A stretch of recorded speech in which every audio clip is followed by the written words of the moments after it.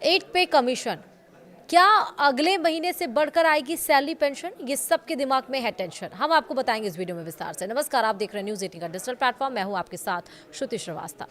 केंद्रीय कर्मचारियों और पेंशन भोगियों के गलियारों में इन दिनों बस एक ही चर्चा सबसे ज्यादा गर्म है, 8वां वेतन आयोग यानी कि 8th पे कमीशन। चाय की चुस्कियों के बीच हो या दफ्तर के लंच ब्रेक में, हर किसी की जुबान पर एक ही सवाल है कि आखिर बढ़ी हुई सैलरी का तोहफा कब मिलेगा। सोशल मीडिया पर चल रही तमाम अटकलों ने इस उत्सुकता को और ज्यादा बढ़ा दिया है।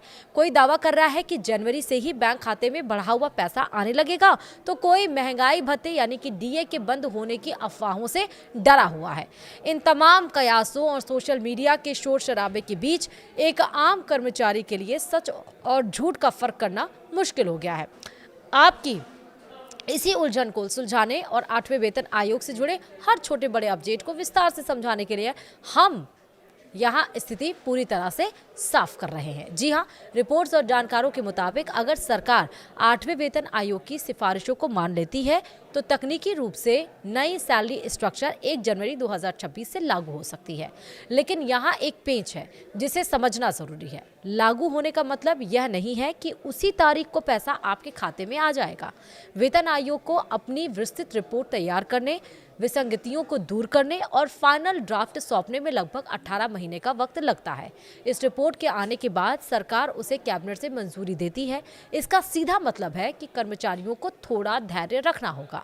जनवरी 2026 से बढ़ी हुई सैलरी का नियम तो लागू हो जाएगा, लेकिन नगद भुगतान प्रक्रिया पूरी होने और रिपोर्ट स्वीकार होने के बाद ही शुरू होगा।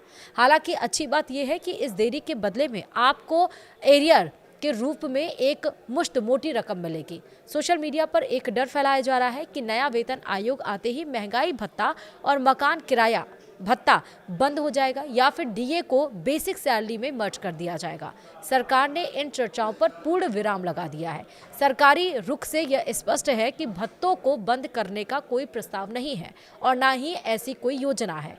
वहीं महंगाई भत्ता यानी कि डीए और पेंशनरों के लिए महंगाई राहत यानी कि डीआर की व्यवस्था पहले की तरह ही जारी रहेगी। इसमें किसी भी तरह की कटौती या बदलाव की आशंका बेबुनियाद है। ये भत्ते अखिल भारतीय उपभोक्ता मूल्य सूचकांक यानी कि AICPI IW के आधार पर हर 6 महीने में रिवाइज होते रहेंगे। यानी जैसे जैसे महंगाई बढ़ेगी, आपकी सैलरी और पेंशन में राहत का घटक भी उसी अनुपात में बढ़ता रहेगा।